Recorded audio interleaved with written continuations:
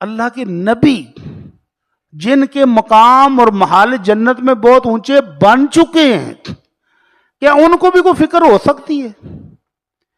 ابراہیم علیہ السلام دعا کرتے ہیں، ربنا رب اجعلنی مقیم الصلاۃ ومن ذریتی ربنا وتقبل دعائی، اللہ میری دعا قبول کر لے۔ ابراہیم علیہ السلام جیسا خلیل اللہ مجھے بھی نماز کا پکا بنا دے اور میری اولاد کو بھی، اور ساتھ گزارش بھی اللہ میری دعا کو قبول بھی کر لے۔ یہی نہیں ہے کہ دعاواں منگیاں بڑیاں ہو گئی ہونی نے قبول، بات ٹھیک ہے، فکر لے گئی، فکر نہیں ہے۔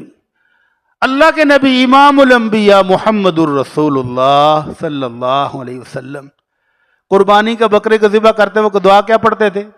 بسم اللہ اللہم تقبل من محمد ومن امت محمد ثم ضحى۔ اللہ کے نبی صلی اللہ علیہ وسلم قربانی کی جانور چھری پھیرتے ہوئے کہتے تھے، اللہ اپنے پیارے محبوب محمد صلی اللہ علیہ وسلم کی طرف سے قبول فرما لے۔ قبولیت کی دعا ساتھ ساتھ ہونی چاہیے۔ اسی لیے سلف صالحین جب اس آیت پر آتے ہیں سورہ بقرہ کی کہ ابراہیم علیہ السلام اور اسماعیل علیہ السلام بیت اللہ کی دیواریں بنا رہے ہیں اور سار کہہ رہے ہیں ربنا تقبل منا انک انت السمیع العلیم، تو زاروں قطار رونے لگ جاتے۔ شاگرد پوچھتے استاد جی کس گل تو رو رہے ہو؟ وہ کہنے لگے دیکھو اللہ کا نبی، اللہ کا خلیل اللہ کے حکم سے اللہ کا گھر بنا رہا اور ساتھ رو رو کے دعائیں کر رہا ہے کہ اللہ قبول کر لے۔ کیا خلیل اللہ کو بھی فکر تھی کہ میری دعا قبول نہیں ہوگی؟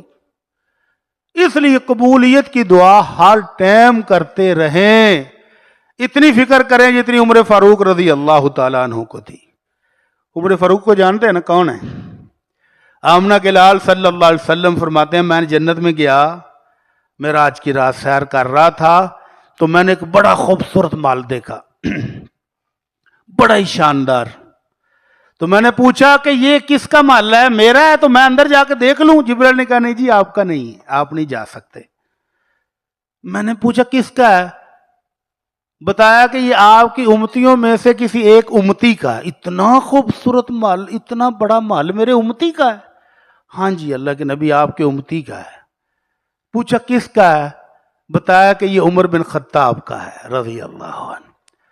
تو اللہ کے نبی صلی اللہ علیہ وسلم کہتے ہیں عمر تیری غیرت یاد آ گئی کہ تیرے گھر میں بغیر اجازت کے میں داخل نہیں ہو سکتا، اس لیے میں باہر ہی کھڑا ہو کے دیکھ کے آ گیا ہوں، اندر نہیں گیا۔ تو عمر فاروق نے روتے ہوئے کہا اللہ کے نبی آپ پر غصہ کس بات کا؟ آپ جاتے میرے گھر۔